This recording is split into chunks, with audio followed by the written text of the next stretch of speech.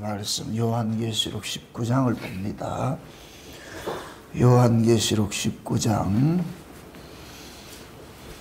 1절부터 봅시다. 요한계시록 19장 1절부터 10절까지 보도록 합시다.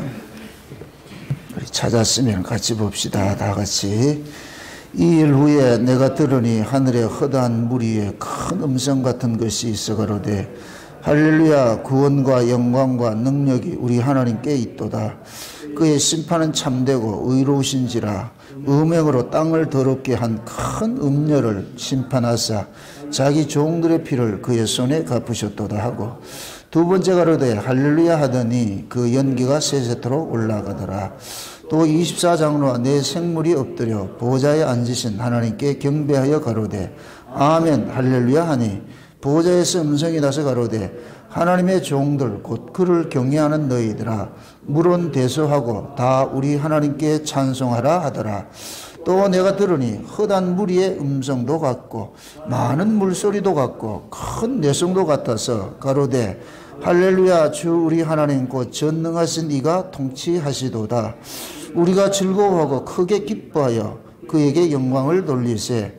어린 양의 혼인기약이 이르렀고 그 아내가 예비하였으니 그에게 허락하사 빛나고 깨끗한 세마포를 입게 하셨은즉 이 세마포는 성도들의 옳은 행실이로다 하더라. 천사가 내게 말하기를 기록하라. 어린 양의 혼인잔치에 청함을 입은 자들이 복이 있도다 하고, 또 내게 말라되 이것은 하나님의 참되신 말씀이라 하기로, 내가 그 발 아래 엎드려 경배하려 하니 그가 나더러 말하기를 나는 너와 및 예수의 증거를 받은 내 형제들과 같이 된 종이니 삼가 그리하지 말고 오직 하나님께 경배하라. 예수의 증거는 대언의 영이라 하더라. 아멘.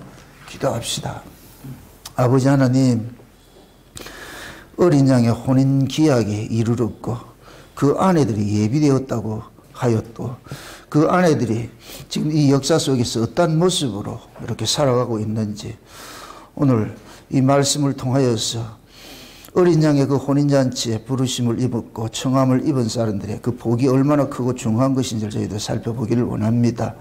이 시간도 성령 하나님께서 하늘의 지혜를 주셔서 어린 양의 그 혼인잔치에 그 감춰진 그 비밀들을 깨달아 알 수 있는 시간들이 될 수 있도록 도와주시옵소서. 종의 입술에 이 시간도 하나님의 말씀을 넣어주시고 다름질하게 하시고 성령의 영감을 더하여 주셔서 이 시간도 어린 양의 혼인잔치 속에 감춰진 그 비밀과 그 어린 양의 혼인잔치에 초대받은 자들의 성도들의 그 모습이 어떤 모습으로 있어야 할 것인가를 잘 증거할 수 있는 대언의 영으로 함께하여 주시옵소서. 감사를 드리옵고 그리스도 되신 예수님의 이름으로 기도합나이다. 아멘. 오늘은 특별히 요즘에 그 다큐멘터리 영화가 한 편이 이제 나온 것이 있는데, 서울에 있는 어떤 집사님이 그 가나 혼인잔치와 그 언약에 대해서 그것을 보고 너무 감동을 받아가지고서 목사님 한번 꼭 좀 보십시오 이렇게 해서, 그래서 제가 어제 한번 봤습니다. 보고 나서 지금 이 시대 예수님의 재림에 대해서 사람들이 점점 관심사가 멀어지고 있는데, 꼭 한번 또 이렇게 그 다큐멘터리 영화를 통해서 본 장차 우리 예수님께서 재림하시면은 어떤 혼인잔치가 벌어지는데 그거와 어떤 연관관계가 있는지, 그 다큐멘터리 영화는 그거예요. 갈릴리 지역에서 실제 일어나는 그러한 그 뭡니까 결혼 예식을 통해서 그 결혼 예식 속에 담겨진 그 메시지들이 있어요. 왜 그래? 예수님께서 그 당시 제자들을 데리고 다니면서 천국 복음을 전할 때 또 예수님의 제자들이 대부분 다 갈릴리 사람들이거든요.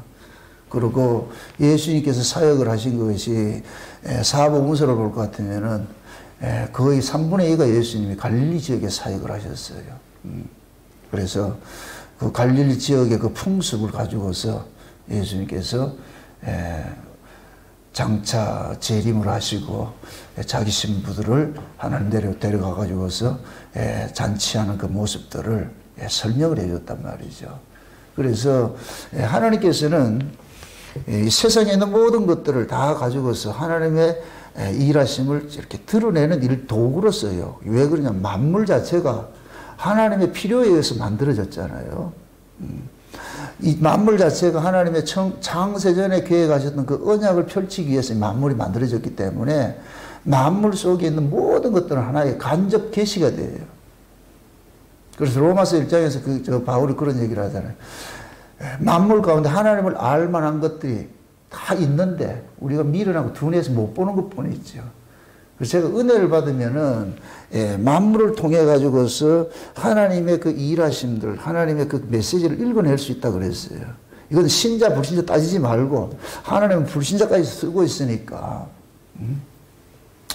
불신자라고 해서 하나님의 예외에 있는 자들이 아니에요. 다 마치 아브라함의 집안에 이스마엘과 이삭이 있었듯이 이스마엘은 쫓겨날 자고 이삭은 유업을 얻을 자 같으면은 그걸 이제 큰 틀에서 봤을 때는 믿지 않는 자가 이스마엘 계통이고 믿는 자는 이삭의 계통이고, 이걸 만약에 후속사적으로 언약적으로 이야기를 했을 때는 이스마엘은 육을 상징하고 율법 아래 있는 종을 상징을 하고 이삭은 아들을 상징하는데 은혜 아래 있는 자들을 상징하고 그렇게 볼 수가 있는 거예요. 그게 광의적으로도 보고 우리가 이렇게 언약적 예수님의 후속사적으로도 봐야 되고, 성경을 여러분들 이 만물을 보는 관점이 그런 관점을 가지고 있어야 돼요. 그리고 성경을 보는 안목도. 그래서 제가 성경을 최소한 한 3중계시는 볼 수 있어야 된다 말씀하는 이유가 그거예요. 단편적으로 문자 속에 나와 있는 것만 보지 말고 문자 속에 담겨 있는 메시지도 봐야 되고, 그 문자 속에 담겨 있는 그 이면 속에 또 하나님께서 그려놓은 그림들이 있단 말이죠. 그 그림들을 볼 수 있어야 돼요. 그래서 가나 혼인잔치에 그 통해서 보여준 것들이 많은 부분들이 대부분이 많은 부분이 아니고 대부분 다 우리가 그것을 공감을 하고 받아들여야 될 내용들이에요. 근데 한 가지 좀 이렇게 좀 아쉬운 부분은 뭐냐면은 이 다큐멘터리를 미국 감독이 찍었거든요. 미국 사회를 대변하게 찍은 거예요. 미국에. 그 미국의 모습을 그런 얘기를 해요.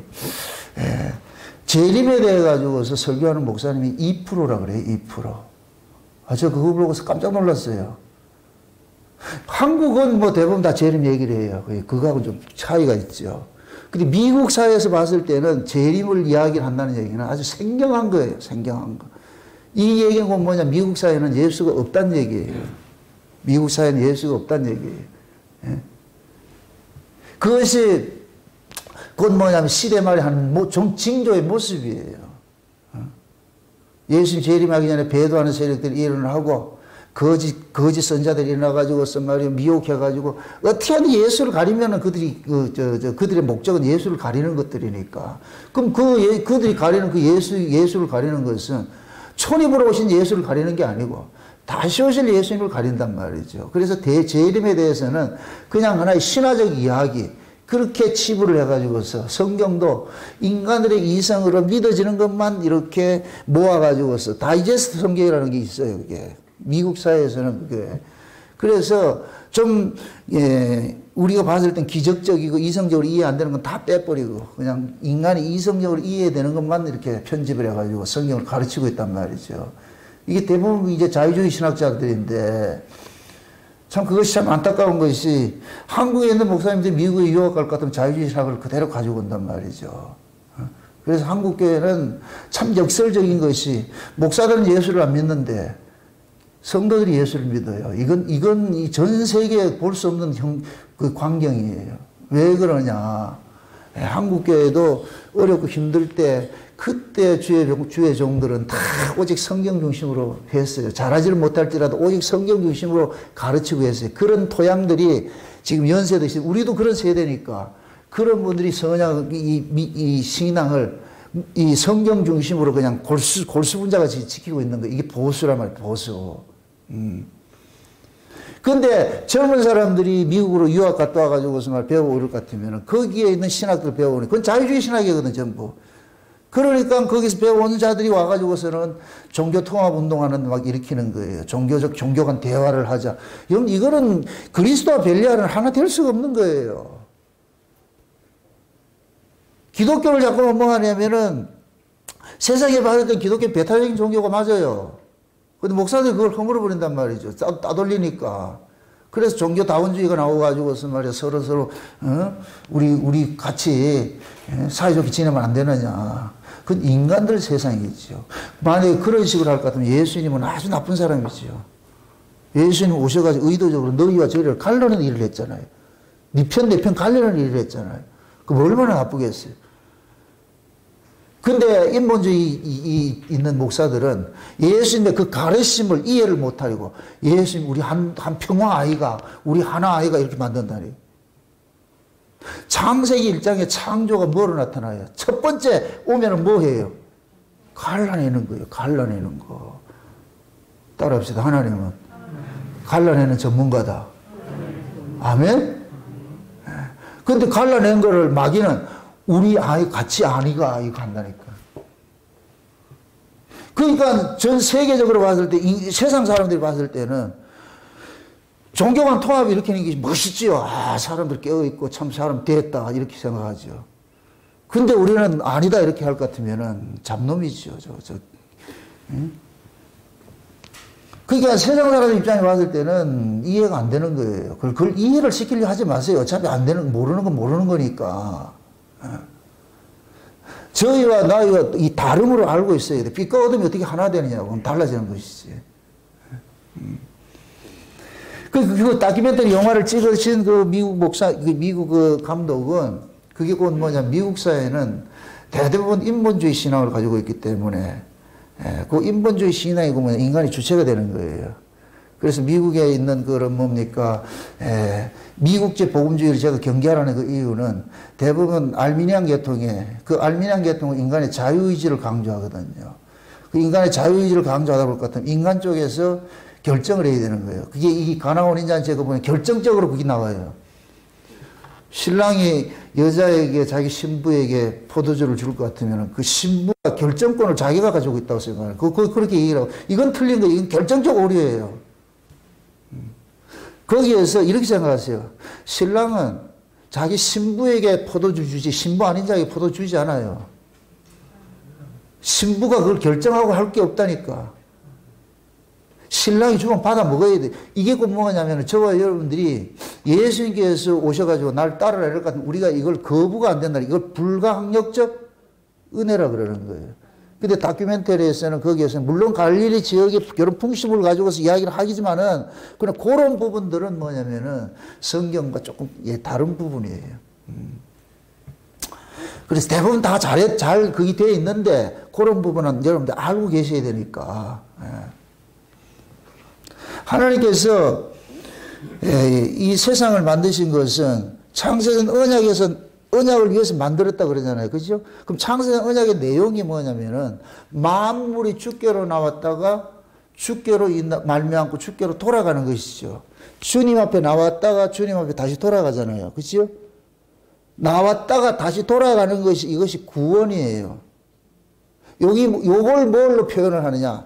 혼인으로 표현을 하는 거예요. 마치 아담 속에서 하와를 빼냈다가 일정 기간 하와가 혼자 살다가 하나님에 의해서 하와가 아담에게로 인도되는 거예요. 이걸 예수님께서는 아무라도 아버지께서 내게 이끌지 않으면 내게 올 수 없다고 이렇게 말씀하시는 거예요. 그러니까 우리가 예수를 믿는 것은 우리 실력이 아니고 아버지께서 내 주인을 찾아가라 해준 거예요. 네가 어디서 나온 줄 알아?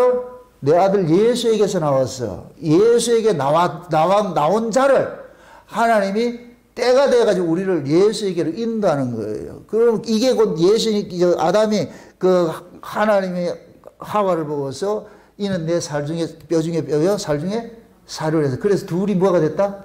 한 몸 되죠. 그걸 결혼이라고 그러는 거예요. 결혼. 그래서 우리가 구원을 예수에게 나와서 예수에게 돌아가는 거예요. 만물이 주께로 나왔다가 주로 말미암아 살다가 주께로 다시 돌아가는 거예요. 이걸 혼인으로 표현을 하는 거예요. 그래서 예수님께서 재림을 하시면은 어린 양의 혼인잔치가 이루어진다 그러는 거예요. 아멘? 혼인은 뭐다? 한 몸 되는 거예요. 따라서 구원은 예수님과 한 몸 되는 것이다. 아멘? 그걸 혼인으로 표현을 하는 거예요. 그러니까 예수님과 혼인될 수 있는 사람은 딱 하나밖에 없어요. 예수에게 나와야 되는 거예요. 이렇게 될 것 같으면 예수의 짝은 이미 결정나 버린 거예요. 그럼 잘 보세요. 예수님께로 나온 자는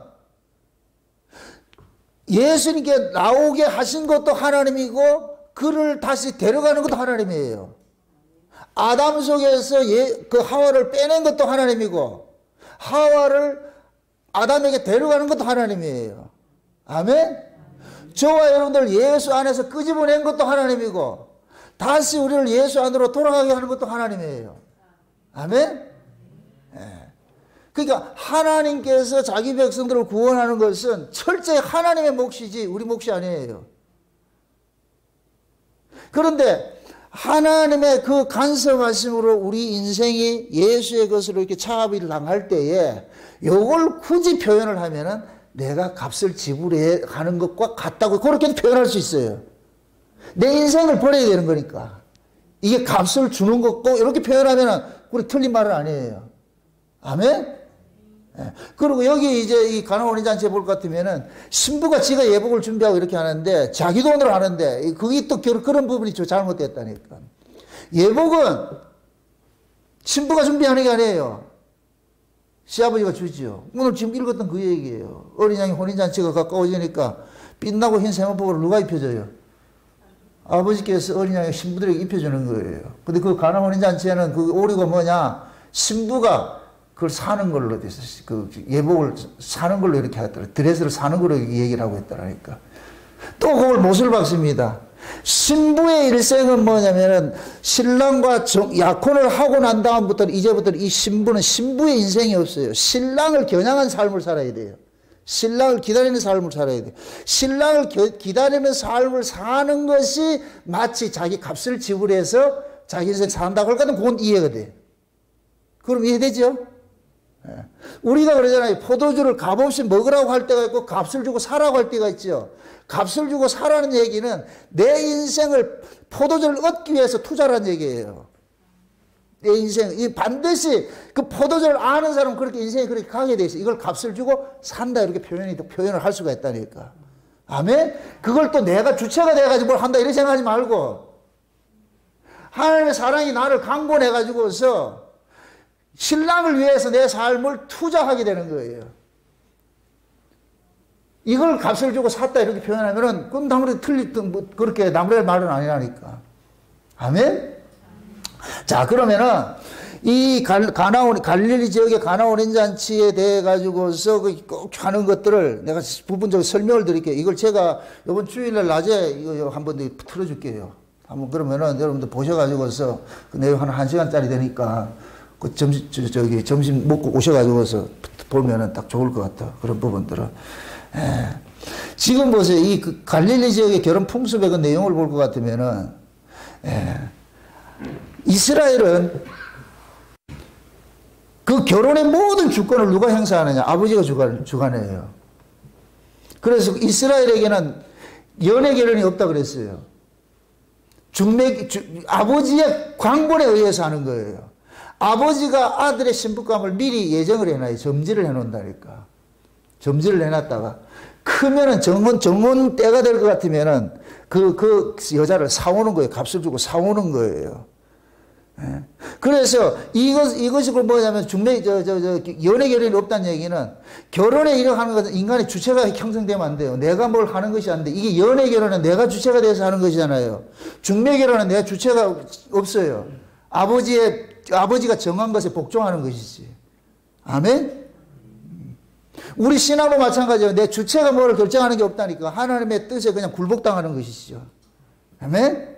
그래서 아버지가 아들이 딱 태어날 것 같으면 그 아들의 신부감을 딱 점지를 해놔요. 그리고 아들이 잘 자라가지고서 크게 돼 이제 결혼할 때가 될 것 같으면은 그 아들이 뭡니까? 결혼할 그 여자를 집에 찾아가가지고 보내는 거예요. 찾아가서 저 여자가 네 신부감이다. 그렇게 해서 결혼 지참금하고 예물하고 해서 이렇게 보낸다니까. 그래서 가서 그 여자를 뭐 하느냐. 자기 이제 배필이 될 사람이라는 것을 모든 사람이 보는 앞에서 동네 입구에서 이 가나원인 잔치에서 예를 들어서 동네 입구에서 모든 동네 사람들 초청을 해가지고서 이제 저 여자하고 내하고 이제 결혼할 사람이라면 이거 공표를 하는 거예요. 공표를 한다니까. 그러면은 그 여자하고 신랑하고 신부가 많은 사람들 앞에서 서약을 하는 거예요. 서약식을. 그럼 그 서약식을 하고 나면은 남편이 아내에게 포도주를 줘요. 포도주를 준다니까. 요 포도주를 주면은 이것이 뭐냐. 결혼이 이 약혼이 성사가 되는 거예요. 포도주를 주는 것은 이거는 서로 피의 결속이 되는 거예요. 피가 하나 되는 거예요. 예수님께서 최후의 만찬을 하시면서 제자들에게 포도주 주시죠. 그 포도주를 뭐라 명해요? 내 피라 그러잖아요. 무엇을 위한 피다? 너희들의 죄를 대속하게, 죄사함을 주게 하는 피라 그러잖아요. 남편이 아내에게 포도주를 줌으로 인하여서 이 여인은 그 뭐냐? 남편이 주는 포도주를 먹음으로 인하여 가지고서 이제는 누구의 사람으로 귀속이 되느냐면 남편의 사람으로 귀속이 되는 거예요. 이 여자가 그 뭐냐? 남편과 하나가 되는 거예요. 피가 하나가 되는 거예요. 아멘? 예. 그래서 구약에서는 어떤 언약을 맺을 때 항상 피가 동원되는 거예요. 피가 동원된다는 얘기는 뭐냐? 생명을 결탁하는 거예요. 생명을 결탁하는 거. 네 생명, 내 생명 결탁하는 거예요. 이게 언약이라니까. 아멘? 예. 그래서 그 언약을 딱 할 것 같으면 모든 보는 사람들 앞에서 포도주를 같으면 이 여자가 포도를 마셔요. 이렇게 되면 승낙하는 거예요, 이제. 나 이제 당신의 여자입니다. 그러면은 남편이 뭐 하냐면 가져간 예물을 주고 또 남편의 아버지한테도 결혼 지참금을 주고. 예. 그렇게 하면 이 약혼식이 끝나는 거예요. 그렇게 돼서. 그러고 끝이 나고 난 다음에 이 남편은 어떻게 하느냐. 내가 언제쯤 때만 가르쳐준다니까. 날짜는 모르고 한 1년, 보통 보면 한 1년 지난다니까. 이스라엘이 그 갈릴리 지역의 그런 풍습이 한 1년 후에 다시 남편이 신부를 데리러 온다 그렇게 그 풍습이 그러니까. 요거 뭐 같으냐면은 예수님께서 십자가에 죽으시고 우리에게 새로운 언약을 맺어주셨죠. 그죠? 새로운 언약을 맺어주시고 예수님께서 떠나가신 거예요. 여기 요한복음 14장에 예수님께서 가신 것은 뭐냐? 내가 너희를 위하여 처소를 예비한다 그러는 거예요. 처소를. 그러면 갈릴리 지역의 그 결혼 풍습에 볼 것 같으면은 남편이 아내를 이제 약혼식을 하고 나면은 남편은 자기 집으로 돌아가 가지고서 아버지가 그 아들에게 명을 해요. 네가 살 집을 네가 지으라 그러는 거예요. 네가 살 집을. 그러면은 아들은 자기가 손수 목재하고 모든 걸 준비해서 아버지 집 옆에다가 별채로 해서 신혼집을 지가 짓는 거예요. 요걸 짓는 거. 요걸 예수님께서 십자가에 죽으신 것은 예수님이 우리를 영접할 수 있는 집을 짓는, 그래서 처소를 예배한다 그러는 거예요. 아멘? 처소를 예배하는 거예요. 그럼 지금 그 갈릴리 가나의 그 혼인식과 지금 제가 이야기하는 것을 조금 이렇게 중첩이 되고 조금 다른 부분도 있는데 잘 이해하고 들으세요. 지금 성경에서 예수님께서 보세요. 신랑이 가나 혼인잔치는 신랑이 신부한테 갔을 때 예물을 들고 가가지고 그 예물을 주고 이렇게 온다 그랬잖아요. 그죠? 요거를 예수님 시작을 할 것 같으면은 예수님께서 십자가에 죽으신 것은 포도주를 준 것이죠. 그죠? 포도주를 주게 될 것 같으면 이제는 뭐가 되냐? 언약이 체결이 된 거예요. 언약이 체결이 됐어. 언약이 체결이 된 자에게 뭐 하냐면 예물을 줘야 돼요. 예물을. 그럼 그 예물 속에 뭐가 있느냐? 각종 장신구하고 옷이 있는 거예요. 그 옷들이 있는 거예요. 그럼 요것을 예수님께서 우리에게 어떻게 주셨느냐? 예수님이 십자가에 죽으시고 난 후에 뭐를 주셨냐? 우리에게 성령을 보내주신 거예요. 아멘? 그게 성령이 오셔가지고서 우리로 하여금 신부 단장을 하도록끔 하는 거예요. 그럼 신부 단장은 내가 하는 것이다. 성령께서 하게 하시는 것이다. 성령께서 하게 하시는 것이죠. 그죠? 성령이 오면은 여기가 뭐가 되느냐? 우리가 예수님이 거할 처소가 되는 것이죠. 그죠? 그러니까 이 여러분들 잘 이해를 하셔야 되는 것이 갈릴리 지역에 나타나는 결혼 풍습은 하나의 예표예요. 실제는 성경을 믿어야 돼. 아멘? 그 풍습을 가지고서 예수님께서 설명을 해주는 것이지 그 풍습 자체가 오리지널이 아닌 거예요. 아멘? 그럼 성경을 통해서 봐야 되는 거예요. 예수님께서 십자가에 죽으신 것은 우리의 죄를 속량하기 위해서 죽으셨죠. 그죠? 예수님이 우리와 혼인을 하려면은 예수님은 거룩하신 분이 우린 죄인이에요. 거룩하신 분하고 죄인하고는 혼인 성사가 안 돼. 할 수가 없어. 그러면 이 죄인을 예수님의 거룩한 신부를 만들려면 이 죄인의 죄 문제를 해결해 줘야 돼. 죄 문제를. 그래서 예수님께서 십자가에 죽으심을 통해 가지고서 예수님의 신부가 될 그 여자의 죄를 속량시키는 거예요. 아멘? 이렇게 될 것 같으면은 예수님이 십자가에 죽으심으로 인하여서 예수님의 신부 될 사람이 뭐가 되느냐? 거룩한 자로 되는 거예요. 거룩한 자로. 이 죄 사함을 받은 자가 되어버리는 거예요. 아멘? 그렇게 죄 사함을 받은 자에게 예수님께서 성령으로 오셔가지고서 여기에서 뭐 하냐? 그 신부가 신랑이 실제적으로 예수님이 부활 승천하셨다가 실제적으로 재림하는 날 때, 재림해야 될 때가 있다니까. 역사적으로 재림할 때가 있다니까. 재림을 하시기 전에 예수님께서 뭘 보내주셨냐? 성령을 보내줘가지고 그 신부가 다시 오실 그 신랑을 준비하는 신부 단장을 시키는 것이 성령이라니까. 그 성령이 곧 뭐가 되느냐? 예물이 되는 거예요. 아멘? 그럼 성령 받은 이 신부는 이제 그 속에서 예수님이 보내준 그것이기 때문에, 예물이기 때문에, 은사들이기 때문에 이걸 가지고서 오로지 다시 오실 그 신랑을 준비하면서 이 땅에 사는 거예요. 이 땅에 준비하면서 사는 거예요. 아멘? 예. 이스라엘은 보세요. 약혼과 동시에 사실혼으로 간주를 해줘요. 사실혼으로. 왜 그러냐면은 약혼을 하게 될 것 같으면은 약혼할 때 이미 뭐냐? 신랑의 아버지는 신부의 아버지에게 신부의 값을 지불한다는 게 이 결혼 지창이면 하니까. 아멘? 이렇게 잘 따져보면 이렇게 될 것 같으면 뭐가 되느냐? 하나님 아버지께서 그 아들 예수를 이 땅에 장가를 보내려고 그러는데 신부가 있어야 되잖아. 근데 그 신부가 지금 누구한테 사로잡혀 있느냐? 마귀에게 사로잡혀 있는 거예요. 마귀에게. 그래서 그 마귀에게 뭐를 주느냐? 신부를 데리고 결혼 직상봉을 주는데 그것이 예수님의 속전이에요. 속전. 예수님의 목숨을 주신 거예요. 신랑의 목숨을. 아멘? 그래서 예수님께서 피로서 뭐를 사느냐? 자기 신부를 산 거예요. 그러기 때문에 약혼과 동시에 누구 것이 되어버리냐? 예수의 것이 되어버리는 거예요. 아멘? 그러면은 신부는 신랑이 다시 오실 때까지 예수님의 것으로, 예수님의 신부로서 이 땅을 살아야 되는 거예요. 이 땅에 살아야 돼. 그럼 예수님의 신부로서 이 땅에 살아갈 수 있는 그것이 인간의 노력으로 되는 것이 아니기 때문에 성령이 오셔가지고서 예수님의 신부로 살도록 그럼 간섭을 하는 거예요. 이해되시죠? 네. 그래서 예수님께서 가셔가지고서 이제 뭐를 짓느냐? 신부하고 같이 살아갈 집을 이제 갈릴리 지역에서는 아버지 집에다가 손수 집을 짓잖아요. 집을 다 짓고 나면은 아버지가 결정을 해요. 집을 다 짓고 날 것 같으면 아버지가 어느 날 아들 보고 그러는 거예요. 자는 아들 보고, 야, 지금 네 신부 데리러 가라. 그럼 갈릴리 지역의 결혼은 꼭 뭐냐면은 밤에 한다니까, 밤에.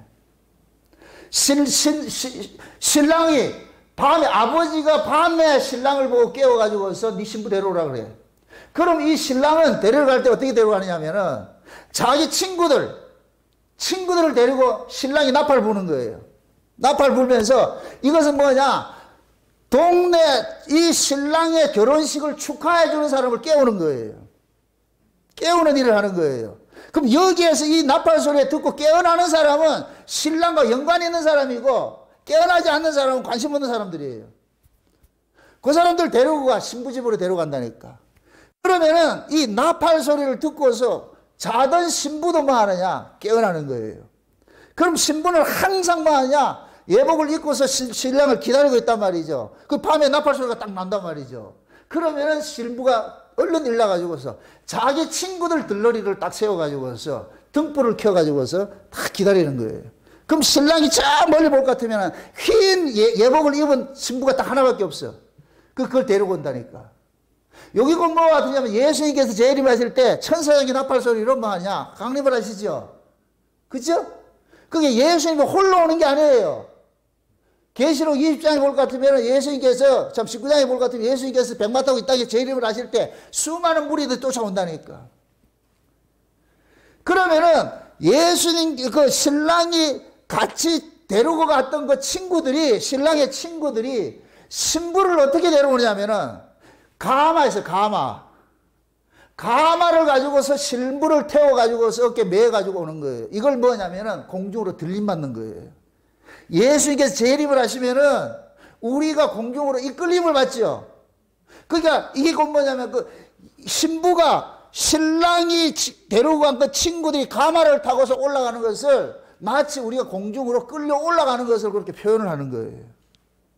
아멘? 그렇게 신랑의 친구를 통해 가지고서 메고서 신랑의 집으로 당도합니다. 신랑이 집 당도할 것 같으면은, 그러면은 그 신랑의 그 잔치를 축복해 주는 사람들은 전부 신랑 집으로 들어가요. 신랑 집으로 들어가 가지고서 문을 닫아버려. 이제는 열 수도 없어. 닫을 수도 없고. 한 번 닫으면 끝나는 거예요. 밖에 있는 사람이 다시 열어주셔서 안 열어준다니까. 이건 마치 뭐가 같으냐면은 예수님께서 재림을 하실 것 같으면은 천사장의 나팔 소리로 자기 백성들이 다 그 소리를 듣고서 뭐하냐? 공중으로 이끌림 받는 거예요. 아멘? 이렇게 될 것 같으면은 공중으로 이끌림 받는 그들에게는 잔치가 이루어지는데, 피로연이 이루어지는데, 아래에서는 뭐냐? 아비규환 심판이 이루어지는 거예요. 그 모습을 그대로 보여주고 있다니까. 그러니까 신랑이 이제 그 신부를 데리고 신부 집에 들어가가지고서, 참 신랑 집에 들어가가지고서, 그러면은 문 걸어 잠그고 뭐하냐? 일주일 동안 들어가지도 못하고 나가지고 일주일 동안 잔치를 한다니까. 자, 이 얘기를 제가 절기를 가지고서 또 보충 설명을 드릴게요. 우리가 절기를 보면 7대 절기가 있어요. 유월절, 무교절, 초실절. 이거는 예수님께서 초림으로 오신 사건이에요. 예수님께서 유월절 어린 양으로 이래가지고서 십자가에 죽으셨어요. 이거는 뭐냐? 자기 신부들의 죄값을 속량하는 거예요. 죄사함을 주기 위한 죽음이에요. 아멘? 그래서 예수님께서 부활하셔가지고서 예수님이 부활하셔서 제자들을 찾아가지요. 제자들을 찾아가고 나가지고서 요한복음 19장에 볼 것 같으면, 20장에 볼 것 같으면은 예수님 찾아가서 하늘의 평강을 주잖아요. 그죠? 하늘의 평강을 주잖아요. 이게 부활하셔서 하는 거예요. 부활하셔가지고서 제자들 찾아가서 평강을 주고, 그 다음에 예수님께서 그들 보는 앞에서 예수님께서 올라가셨잖아요. 그러면은 유월절은 예수님께서 십자가에 죽으신 것이고, 죽으신 예수님께서 무교절 날, 이게 무교절 동안 어디냐? 예수님께서 무덤 속에 계셨다가 사흘 만에 초실절 날 부활하는 거예요. 아멘? 그러고 나가지고 이 역사 속에 40일 동안 계시다가 올라가시고 열흘 만에 오순절 성령이 왔죠. 예수님이 초실절에 부활하시고 난 다음에 50일 후에 뭐가 오느냐? 오순절 성령 강림이 일어나는 거예요. 아멘? 오순절 성령 강림이 일어나면은 비로소 뭐가 되느냐? 성령에 의해서 예수님의 신부들이 온 세상 속에서 공포가 되는 거예요. 그래서 오순절 성령은 은밀하게 오는 것이 아니고 모두가 보는 앞에서 이들이 내 신부라는 걸 확인 도장을 찍어준다니까. 성령의 은사로서. 아멘? 예. 그러면 이들은 뭐냐? 세상 속에서 뭐가 되느냐? 예수님의 것으로부터 이제 살게 되는 거예요. 그러고 나가 그게 넉 달 농사라니까. 넉 달 농사.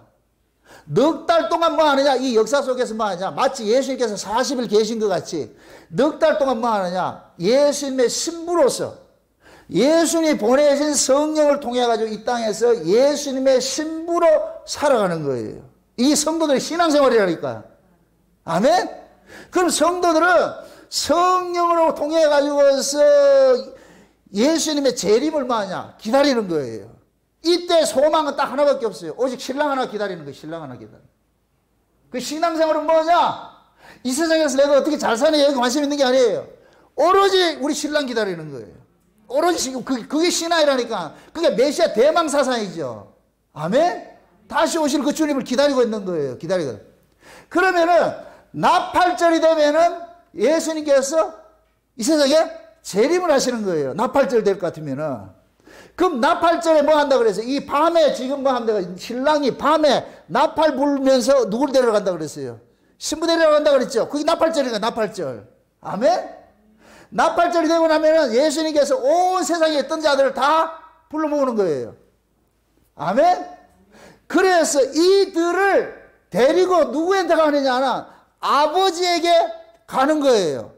요 모습이 예수님께서 대제사장이 되셔가지고 속죄일에 지성소도 가는 걸 나타난다니까. 지성소도 갈 때 어떻게 들어가느냐?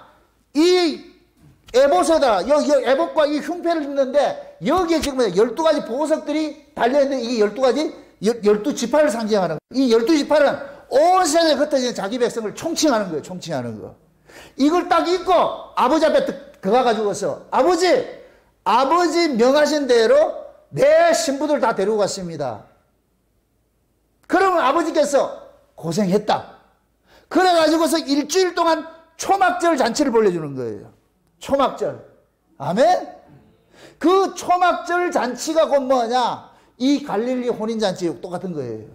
일주일 동안 하는 거예요. 일주일 동안. 아멘? 그래서 보세요. 초막절의 그 잔치는 그 잔치가 일주일 끝나면 8일 대성회가 있는데 이 8일 대성회는 이 역사 바깥인 거예요. 제가 이거 설명할 때 그런 얘기를 한 거예요. 하나님께서 창세기 1장에 볼 것 같으면 7일 창조를 하죠. 엿새 동안 천지와 만물을 다 이루시고 일곱째 날 쉬시지요. 이게 창조예요. 창조. 아멘?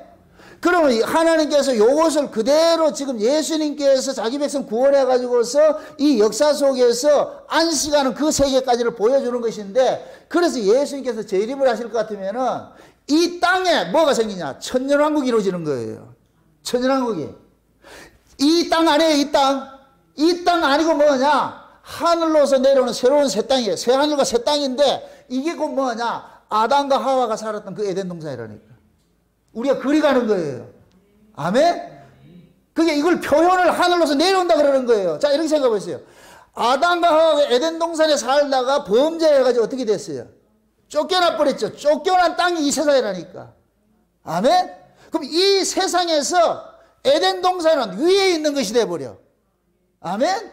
그럼 예수님이 올 때 이 위에 있는 이 세계를 몰고 오잖아요. 이걸 천국이 왔다 그러잖아요. 천국이 왔다고. 아멘? 그럼 이 아래에 있던 사람은 예수님께서 윗동네로 끌어올리는 거예요. 이 마치 신부가 가마에 태워가지고서 데리고 가듯이. 그러면은 이 아래에 있던 자들은 예수님의 나팔 소리와 함께 전부 끌려 올라가지고 어디로 가느냐? 그 자리로 가는 거예요. 여기에서 뭐가 아니냐? 초막절 잔치가 벌어진 게 그것이 천년왕국 어린 양의 혼인잔치라니까. 아멘? 그러니까 이 어린 양의 혼인잔치는 역사 속에서 이루어지는 거예요. 그래서 새하늘과 새 땅이 오는 그것이 곧 뭐냐? 역사예요, 역사.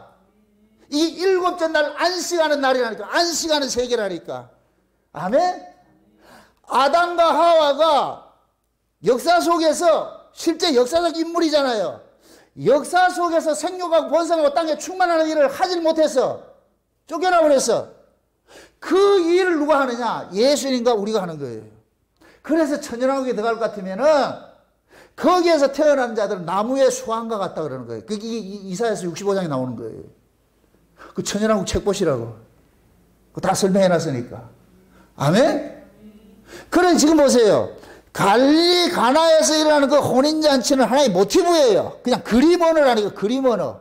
그 속에 담겨있는 이야기들은 전부 성경 속에 있는 이야기예요. 성경 속의 이야기인데 그 성경 속에 있는 이 이야기들이 마치 퍼즐처럼 뚝뚝 떨어져 있어요. 이걸 찾아야 되는 거예요. 이걸 그림을 만들어야 돼.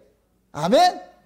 그리고 여러분들 중요한 것이 구약의 이스라엘이 혼인하는 것하고 신약의 이스라엘이 혼인하는 건 달라요. 구약에 볼 것 같으면은 예수님을 대표하는 대리로 하는 분이 누구냐? 아브라함 집안이에요. 아브라함 집안. 아브라함이 이삭을 장가를 보낼 때에 아브라함의 집안에 있던 유는 충실한 종, 그 엘리에셀을 어떻게 하느냐? 보내요. 그러니까 아브라함이 그러는 거예요. 그 엘리에셀이 그러는 거예요. 이삭을 장가를 보내야 되는데 이 이삭을 장가를 보내는 것은 이 땅에 있는 여자를 대하지 말고 자기 고향으로 보내는 거예요. 자기 고향으로. 자기 고향으로 가는 거. 그러니까 이 엘리에셀이 예물하고 이렇게 결혼 지참금하고 몽땅 싸가지고서 가는 거예요. 가가지고 그 라반의 딸인 누구예요? 리브가를 값을 주고 사오잖아요. 그죠? 값을 주고 사온다니까. 이때는 뭐냐? 종이 가는 거예요. 종이. 아멘? 그런데 신약은 아들이 왔어요. 신약은 아들이 와가지고 직접 자기 백성, 자기 친부를 간택하는 거예요. 요 부분이 다른 거예요. 그러게 될 것 같으면 구약과 신약은 둘이 아니고 하나가 되는 거예요. 이해되죠? 이렇게 될 것 같으면 구약은 뭐가 되느냐? 약혼 후 정혼까지 한 기간이 되는 거예요. 다시 결혼한 그 기간이 되는 것이고, 신약의 예수님께서 이 땅에 오신 것은 1차적으로 볼 것 같으면 뭐냐? 구약의 이스라엘의 혼인잔치가 이루어진 거예요. 지금 이해돼요? 육적 이스라엘이 혼인잔치가 예수님이 오심으로써 이루어졌다니까. 육적 이스라엘은. 근데 예수님께서 다시 뭐하냐? 십자가에 죽으시고 가시면서 제자들 보고 그러는 거예요. 갈릴리 사람들아, 너희들이 본 그대로 내가 다시 올게. 요것은 신약의 성도들을 데리러 오는 거예요. 아멘? 그래서 우리는 지금 보세요. 예수님께서 직접 우리를 선택을 해가지고서 그 예수님이 직접 선택한 자들에게 예수님께서 그리스도의 영을 성령으로 보내줘가지고서 예수님이 다시 오신다는 것을 이 역사 속에서 소망하면서 살도록 만들어 놨다니까. 아멘? 그게 구약과 신약의 차이가 뭐냐면은 구약은 예표적으로 그렇게 했는데 신약은 뭐가 되느냐? 이미 뭐냐? 예수 그리스도를 영적인 의미에서는 이 안에 모시고 사는 거예요. 여기 꼭 뭐가 되냐면은 야곱이 결혼을 하는데 야곱이 처음에 사랑하는 사람이 누구예요? 라헬이었어요. 라헬. 라헬을 사랑했는데 결혼식 날 딱 돼가지고 그 라반이 라헬을 주는 것이 아니고 누구를 줘버리느냐? 언니 레아를 주는 거예요. 그래 야곱이 따지는 거예요. 삼촌, 나는 큰 거 사랑하지 않고 작은 거 사랑했는데 라헬을 사랑했는데 왜 언니를 주세요? 그러니까 라반이 거기에서 유명한 얘기를 하는 게 이 동네 풍습은 언니 먼저 가고 동생 가는 것이지 동생 먼저 가는 거 없어. 이게 곧 뭐냐면은 레아가 먼저 취하고 나가지고서 그 다음에 나중에 일주일 동안 잔치 다음에 그 다음에 누굴 줘요? 라헬을 주지요. 아멘? 그럼 라헬은 보세요. 참 야곱은 1차적으로 봤을 때는 레아를 얻기 위해서는 7년 동안 종살이하고 얻었는데 라헬은 얻고 나서 종살이하는 거예요. 얻고 나서. 그래서 라헬을 취하고 나가지고 7년 종살이를 하는 것은 이건 마치 뭐가 같으냐면은 예수님께서 십자가에 부활하시고 성령으로 우리 가운데 오시고 나가지고 우리가 이 땅에서 종살이하는 것 똑같은 거예요. 지금 이해돼요? 그럼 지금 우리는 뭐냐? 영적인 의미에서 신혼방을 여기서 꾸미고 있다니까. 그래서 제가 그러는 거예요. 지금 현재 예수님과 혼인생활을 하지 않는 사람은 예수님이 장차 재림으로 오시는 그 예수님과 혼인생활을 못하는 거예요. 지금 하라고 주셨다니까. 성령이 오셨다니까. 이해되죠? 그러면 지금 성령이 그 안에 와 있는 사람은 어떤 자세로서 이 땅을 살아가느냐?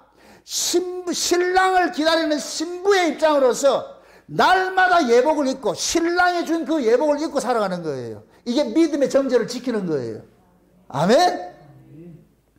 그래서 하나님께서 신약의 예수 그리스도의 신부가 될 사람들에게 성령을 줘가지고 그 성령이 올 것 같으면 이제는 성령은 예수님이 피로 맺은 새 언약을 가지고서 이 세상에 살아가는 거예요. 그게 약속이라니까. 그럼 그 새 언약을 믿음으로써 그러니까 이미 예수님께서 영적으로 오셨고 육적으로 다시 오시는 분이고. 아멘? 그럼 그분은 뭐냐? 미래에 주어질 그 천국을 현재 우리 안에서 누림으로 사는 거예요. 이게 신앙생활이라니까. 지금 우리가 뭐가 같으냐면은 야곱과 라헬과 같은 그런 모습으로 사는 거예요. 아멘? 예수님께서 지금 자기 백성들 속에 신적 살림을 차려놨다니까. 성령으로 오셔서. 아멘? 그렇게 신적 살림을 차린 사람은 늘 신랑을 의식하고서 이 역사를 살게 돼 있어요.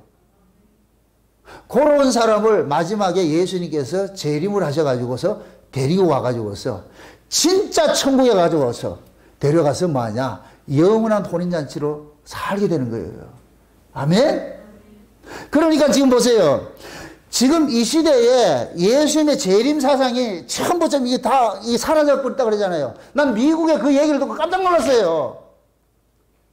미국에는 예수님의 재림 자체가 없다는 거예요. 그게 2% 목사님들이 그걸 설교를 한다는데 그게 들려지겠냐고, 지금.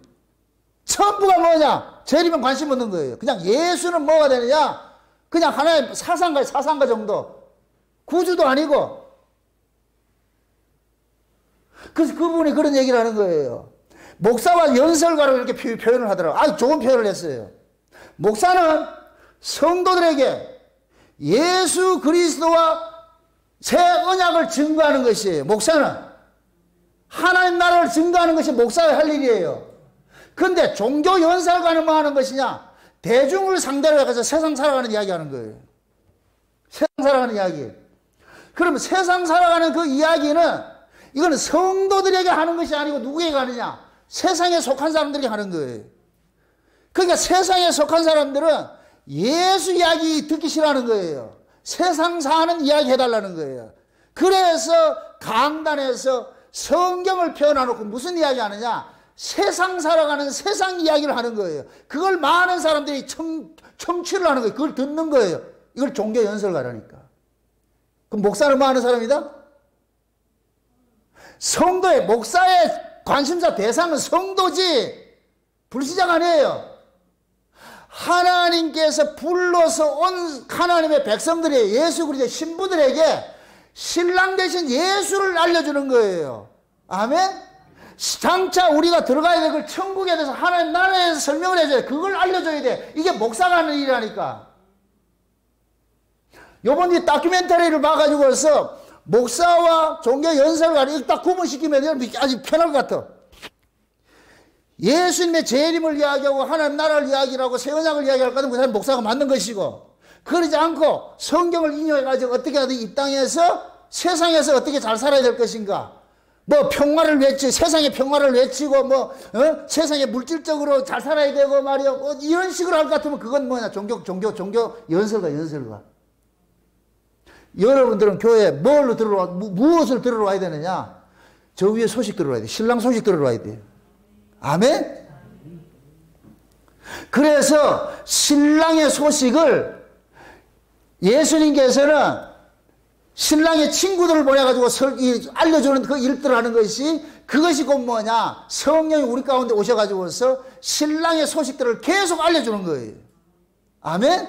마치 지금 이 시대에 어떤 그 컴퓨터 같은 데 같은 이게 노트북 같은 것도 뭘 같은 업데이트하라고 하죠. 업데이트. 그죠? 성령께서 우리에게 오실 것 같으면 날마다 신랑에 관한 이야기를 업데이트 해 주신다니까. 그 시대적으로. 아멘? 구버전 가지고 있으면 안 돼. 지금 예수님께서 곧 다시 오시는데, 그래서 진짜 깨어있는 성도들은, 예수님의 신부될 성도들은 날마다 구하고 자꾸 두드리는 거예요. 날마다 주의 은혜를 구한다니까. 아멘? 그러면은 성령이 우리 안에서 새로운 소식들을 알려주는 거예요. 그럼 자, 이렇게 생각해 보세요. 예수님께서 가셨다가 다시 오실 때가 될 것 같으면은 다시 오실 때 어떤 징조들이 있다고 그랬잖아요. 그죠?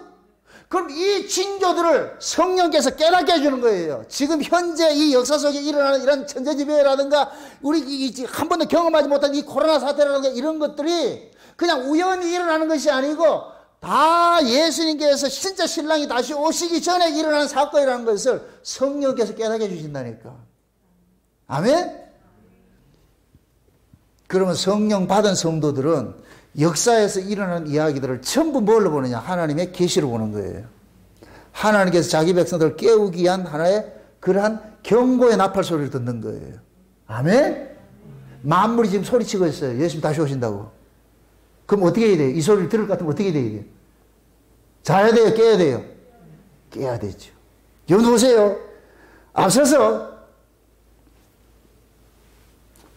지금 가나 혼인잔치에는 신랑이 나팔을 부르고 하는데 성경은 신랑이 나팔 부르는 것이 아니고 하나님께 천사들 보내서 나팔 부르잖아요. 천사들이 곧 뭐냐? 쉬운 얘기로 신랑 앞서서 보내는 친구들과 같은 것이에요. 깨운다니까. 그럼 나팔을 불게 하는 이유는 뭐냐? 깨어있는 자들을 찾아내는 거예요. 자기 신부들을. 아멘? 그럼 그 나팔 소리 누구만 듣겠어요? 누구만 기다리겠어요? 신부만 기다리지. 아멘?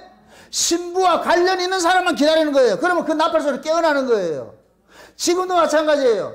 천사장의 그 나팔 소리를 흉내, 이것을 대언하는 것이 지금 목사들이 하는 것이라니까. 목사들이 강단에서 예수님의 재림 소식을 전하는 이것이 나팔 부는 거예요. 나팔 부는 거. 아멘? 그럼 이 나팔 소리를 진짜 그리스도의 신부들은 그 나팔 소리를 귀하게 복된 소식으로 듣는 거예요. 아멘? 신부들 아닌 사람이면 시끄럽다 그러죠. 잠 깨우지 말라고 그러고. 그래서 예수님의 재림에 대해서 설교를 할 것 같으면 두 부류가 나타나요. 기쁘게 받아들이는 사람이 있고 시큰둥하는 사람이 있다니까. 여러분들 종말 이렇게 할 것 같으면 종말에 대해 종말은 심판을 이야기하는데 심판을 듣기 좋아하는 사람이 없다니까. 다 싫어하지요. 그래서 하나님께서 지금은 역사의 마지막 때 돼가지고서 예수님께서 지금 천국에 가셔가지고서 지금 뭐 하느냐? 실제 우리가 천년왕국에 살아갈 것을 예수님께서 지금 그거 하고 준비하고 있는 거예요. 아멘? 다 때가 되면은 아버지께서 보내신다니까. 여기서 중요한 것이 보세요. 아들도 결혼식이 언제인 줄 모르고 있어요. 아버지가 안 가르쳐줘. 아버지가 안 가르쳐줘. 그래서 때와 기한은 아버지께 두셨으니 너희 알 바 아니오 그러죠. 예수님께서 나도 모르고 천사들도 모른다 그랬어요. 그럼 예수님의 재림 날짜를 아는 사람이 있다 없다? 없어요. 그건 오로지 누구만 알고 있느냐? 아버지 하나님 알고 있는 거예요. 아멘? 근데 아버지 하나님께서 그 아들을 언제 보내느냐? 꼭 밤에 보낸다니까. 밤에. 왜 밤에 보내느냐? 밤에 보내봐야 깨어있는 자와 잠자는 자가 구분이 되는 거예요. 아멘? 신랑을 기다리는 자와 기다리지 않는 자가 구분이 되어버린다니까. 자, 이게 참 재미있는 것인데, 제가 창세기 강의를 하면서 창세기 1장 1절을 얘기했는데, 태초에 하나님 천지를 창조하셨다 그랬지, 그죠? 하나님께서 태초에 천지를 창조하신 건 하나님께서 이 역사에 방문하신 거예요. 그럼 거기서 말하는 이 천지는 곧 뭐냐? 우리 자신들이에요, 우리 자신들. 하나님이 우리한테 신방 온 것들이, 신방 오셨다니까, 신방 오셨어. 아멘? 신방을 하셨는데 보니까 창세기 1장 2절의 모습이라. 흑암과 혼돈과 공허의 모습이라. 이 안이 지금 막 더러워서 살 수가 없어. 더러워서. 그래서 뭐 하냐? 청소하는 일을 하는 거예요. 아멘? 그것이 창세기 1장에는 갈라내고 채우고 하는 그런 모습으로 나타나는 거예요. 창조의 모습으로. 아멘? 이게 다 만들어지고 채워지고 할 것 같으면 그다음에 천지와 만물이 다 이루리라 하고 나가지고 어떻게 해요? 일곱째 날 뭐 해요? 안식하죠. 그 일곱째 날이고 뭐냐? 아버지께서 아들 보내가지고 신부 데려오라 이거예요. 아멘? 그게 지금은 보세요. 아버지께서 보내신 그 성령이 우리 가운데 오셔가지고서 여기에 갈라낼 걸 갈라내고 채울 것 채우는 일들하는 거예요. 땅의 것은 갈라내고 하늘의 것을 채우는 일들하는 거예요. 아멘? 그게 날마다 비우고 날마다 체험을 입어야 돼. 그렇게 체험을 입다 볼 것 같으면은 때가 되면 하나님께서 그 아들 보내가지고 자기 신부를 데려오라 그런다니까. 아멘? 그 데려오시기 전에 하나님께서 오늘 본문식을 할 것 같으면은 어린 양들에게 하나님이 뭐하냐? 결혼식에 참석할 수 있는 예복들을 입혀주는데 그것이 희나고 희고 빛나고 흰 세마포라 그러죠. 그걸 성도의 옳은 행실이라고 그러죠. 여기에서 말하는 성도의 옳은 행실은 우리의 윤리도덕적 그런 삶을 말하는 것이 아니고 예수 그리스도의 피로 맺은 그 새 언약을 지금 믿는 믿음인 거예요. 믿음. 믿음에 오신 거예요. 아멘? 예.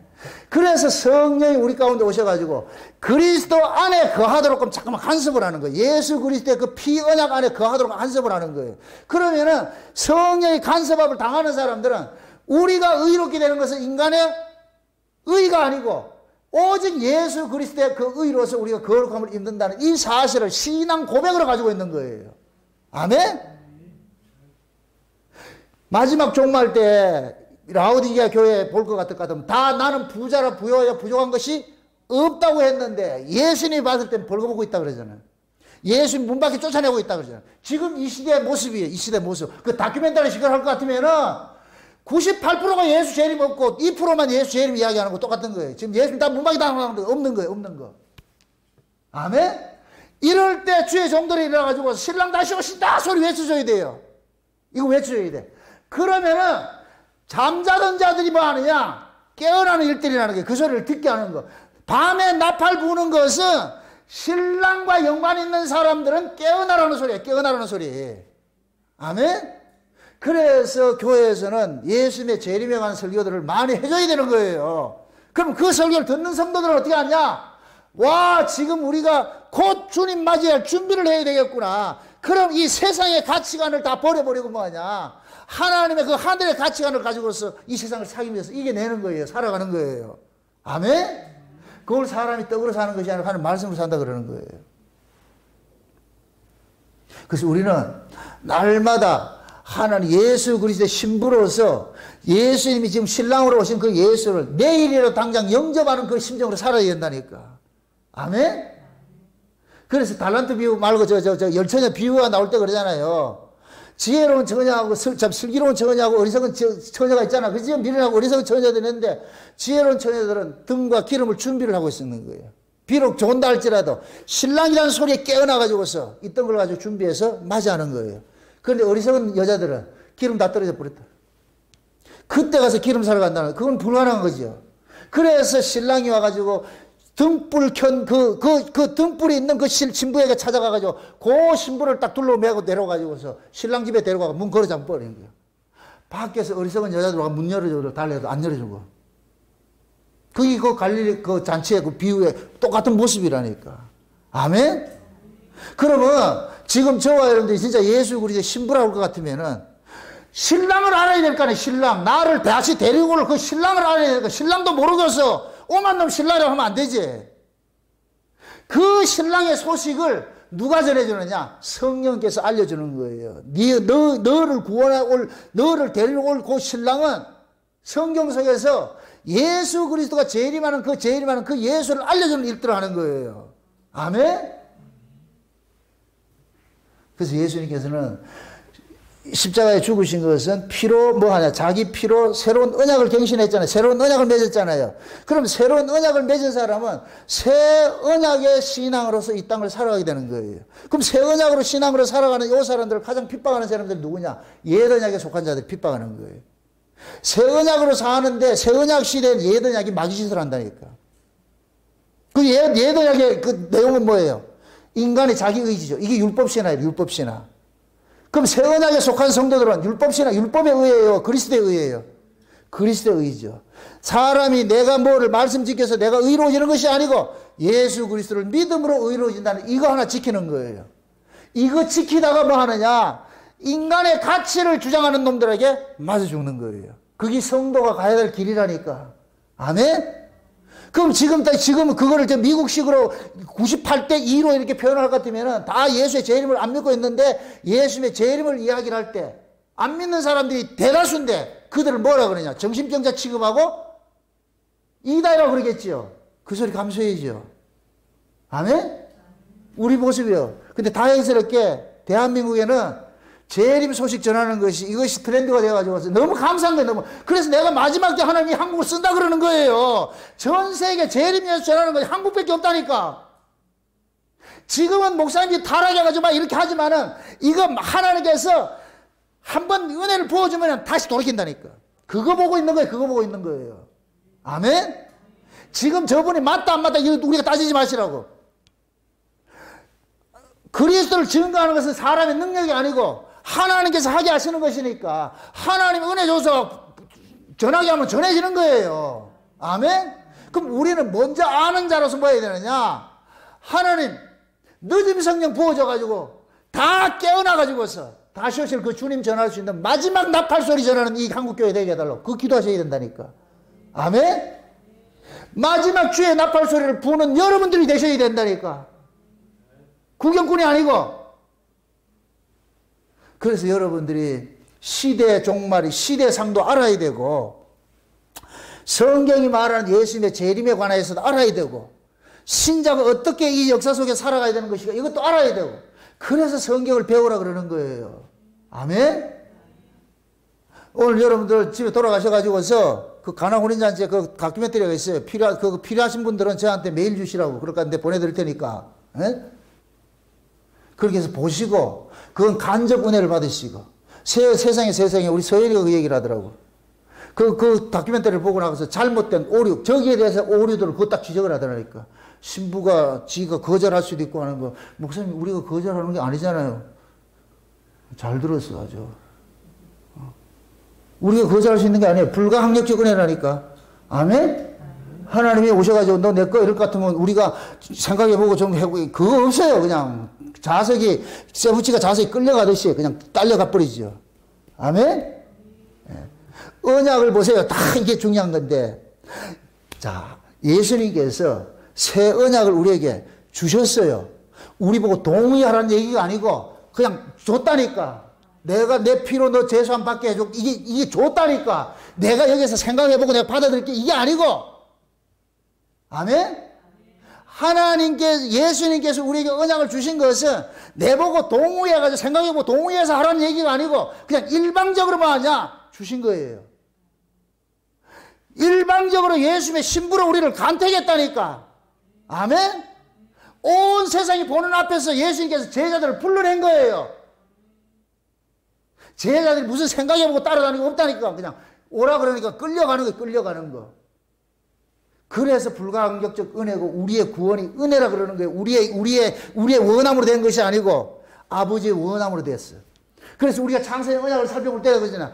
그 기쁘신 뜻대로 예정하사. 누구 기쁘신 뜻대로?